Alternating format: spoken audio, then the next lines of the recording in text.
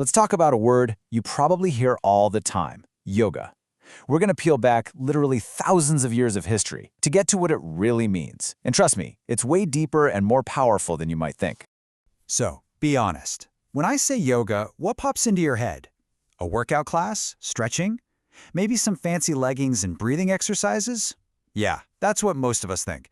But that is just the tiniest tip of a very, very old iceberg. To really understand this, we've got to look past our modern idea of yoga, the one that happens on a mat in a studio.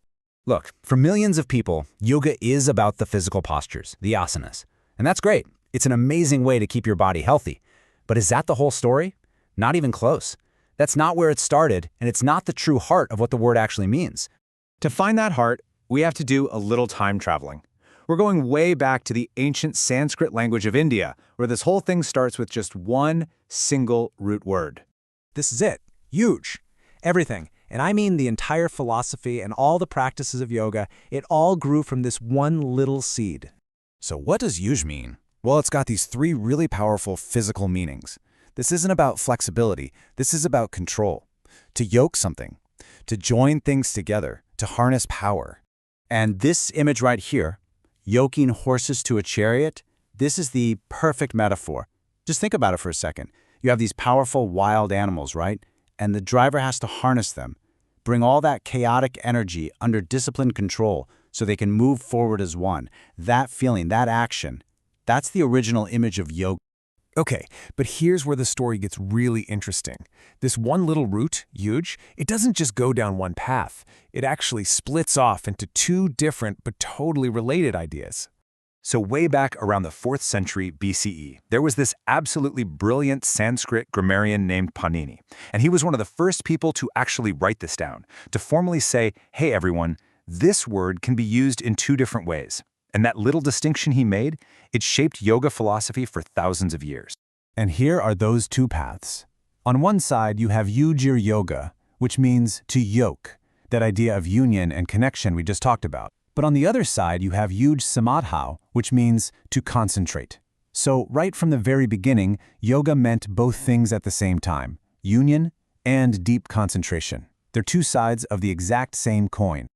So how in the world did we get from a physical act, like strapping a harness on a horse, to the massive spiritual ideas we connect with yoga today?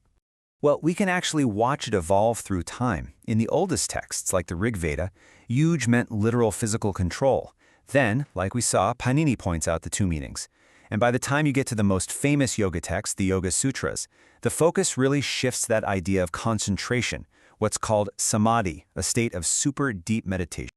So the whole metaphor just got bigger. Yoking wasn't about horses anymore. It became about yoking your own wild senses and your wandering mind. And joining wasn't just about connecting two objects. It became about the spiritual goal of joining your individual self with the entire universe or the divine. Okay, I want you to look at this root word one more time. Yuj. Maybe even say it out loud. Yuj. Now look at this English word. Yoke. Yuj. Yoke. Do you hear that? It's so similar, and that is absolutely not a coincidence. That's right, the English word yoke and the Sanskrit word yoga are basically linguistic cousins.